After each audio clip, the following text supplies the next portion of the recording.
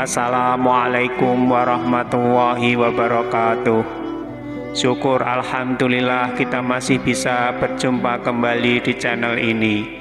Salawat dan salam tak lupa selalu kita sanjungkan kepada junjungan kita Nabi Agung Muhammad Sallallahu Alaihi Wasallam.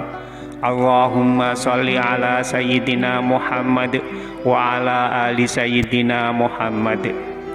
Doa saya semoga kita semua selalu dalam lindungan Allah Subhanahu wa Ta'ala, selalu diberikan kesehatan, dilapangkan rizki, dipanjangkan umur, serta dimudahkan dalam segala urusan. Amin ya Rabbal Alamin.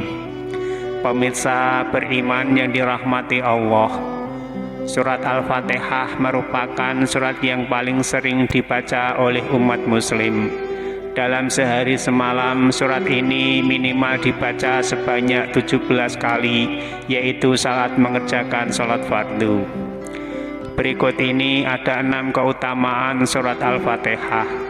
Tapi sebelum kita lanjutkan, saya mohon dukungan kepada semua pemirsa yang belum subscribe channel ini, supaya like, subscribe, dan share video ini, supaya channel ini bisa berkembang dan bermanfaat untuk banyak orang. Keutamaan surat Al-Fatihah yang pertama, menjadi syarat sahnya sholat. Sholat seseorang yang tidak membaca surah Al-Fatihah dalam setiap rakaatnya dihukumi tidak sah. Dalam satu hadis yang diriwayatkan oleh Imam Bukhari dan Muslim, Rasulullah Shallallahu Alaihi Wasallam bersabda, tidak sah salat seseorang yang tidak membaca Fatihatul Kitab atau Al-Fatihah. Yang kedua, merupakan surah yang paling agung. Keagungan surat Al-Fatihah tidak ada bandingannya, baik di dalam kitab Taurat, Injil, Zabur, dan dalam Al-Quran sendiri. Surat ini disebut merupakan induk dari segala surat yang ada di dalam Al-Quran, Ummul Kitab.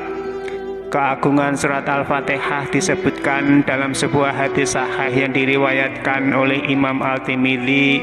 Rasulullah Shallallahu Alaihi Wasallam bersabda, maukah aku ajarkan kepadamu satu surat yang tidak diturunkan di Taurat, Injil, dan Zabur, dan dalam Al-Quran juga tidak ada yang sepertinya? Ubay menjawab, tentu wahai Rasulullah. Rasulullah Shallallahu Alaihi Wasallam bersabda, bagaimana kamu membaca saat sholat?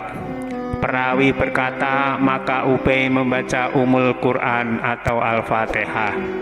Rasulullah bersabda, demi zat yang jiwaku berada di tangannya, tidaklah diturunkan di Taurat, Injil, Zabur, dan dalam Al-Quran seperti itu.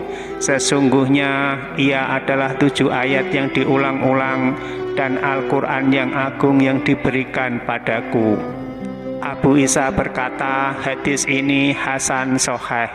Hadis serupa juga disampaikan dari Anas bin Malik dan Abu Sa'id bin Al-Mu'alla. Yang ketiga, sebagai penyembuh. Salah satu keutamaan surat Al-Fatihah adalah dapat menyembuhkan penyakit, atau as-safiyah yang menyembuhkan, dan asyifa obat.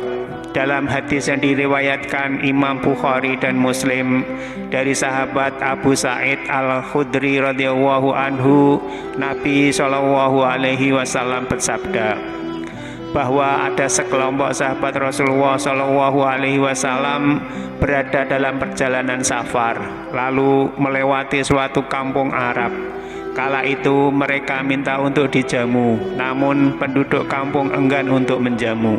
Penduduk kampung itu lantas berkata kepada para sahabat yang mampir, apakah di antara kalian ada yang bisa meru'yah?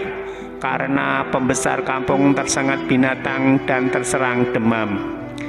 Di antara para sahabat lantas berkata, iya ada. Lalu ia pun mendatangi pembesar kampung dan meru'yahnya dengan membaca surah Al-Fatihah.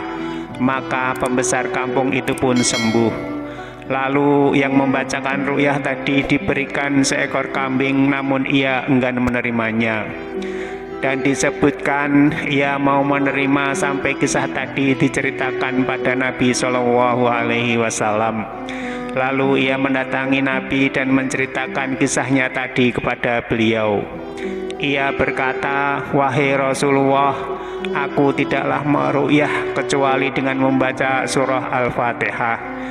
Rasulullah Shallallahu Alaihi Wasallam lantas tersenyum dan berkata, "Bagaimana engkau bisa tahu Al-Fatihah adalah ru'yah?" Beliau pun bersabda, "Ambil kambing tersebut dari mereka dan potongkan untukku sebagiannya bersama kalian." Hadis Bukhari dan Muslim. Yang keempat, mendapat jaminan dari Allah. Dari Abu Hurairah radhiyallahu anhu, Rasulullah Shallallahu Alaihi Wasallam bersabda bahwa Allah Subhanahu Wa Taala berfirman, "Aku membagi Al-Fatihah antara aku dan hambaku dua bagian. Hambaku berhak atas apa yang dimintanya. Ketika seorang hamba membaca Alhamdulillahirabbil alamin, maka Allah berfirman, hambaku memujiku. Ketika dia mengucapkan Ar-Rahmanir-Rahim, Allah berfirman, hambaku memujiku. Ketika dia mengucapkan Maliki Yaumiddin, Allah berfirman, hambaku mengagungkanku dan mengatakan hambaku pasrah kepadaku. Ketika dia mengucapkan Iyyaka na'budu wa iyyaka nasta'in, Allah berfirman, ini antara aku dan hambaku, baginya apa yang dia minta. Saat dia mengucapkan Ihdinas siratal mustaqim, siratal ladzina an'amta alaihim ghairil maghdubi alaihim waladdallin, Allah berfirman, ini untuk hambaku dan baginya apa yang dia minta. Hadis riwayat Muslim. Yang kelima, pintu langit dibuka ketika diturunkan Al-Fatihah. Dari Ibnu Abbas, ia berkata, ketika Jibril sedang duduk bersama Nabi, ia mendengar suara gemuruh di atas. Lalu ia menengadah ke atas sambil berkata, itu adalah pintu langit yang sedang terbuka hari ini. Sebelumnya tidak pernah terbuka sama sekali. Lalu turunlah malaikat darinya. Jibril berkata, inilah salah satu malaikat turun dari langit. Ia sama sekali belum pernah turun ke bumi sebelumnya.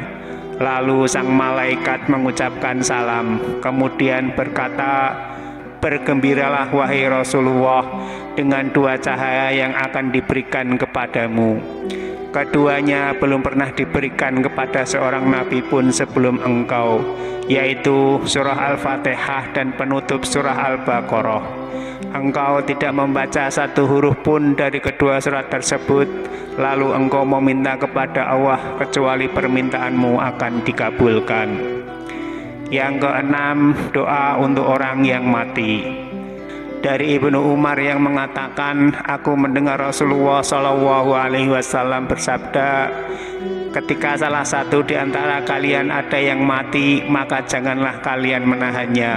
Segerakanlah kalian membawanya ke makam dan bacakanlah Al-Fatihah di samping kepalanya. Hadis riwayat Al-Baihaqi.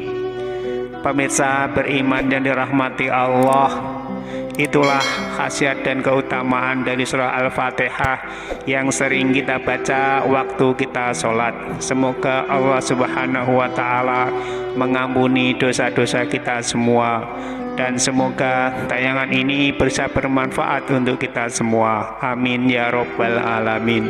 Wassalamualaikum warahmatullahi wabarakatuh.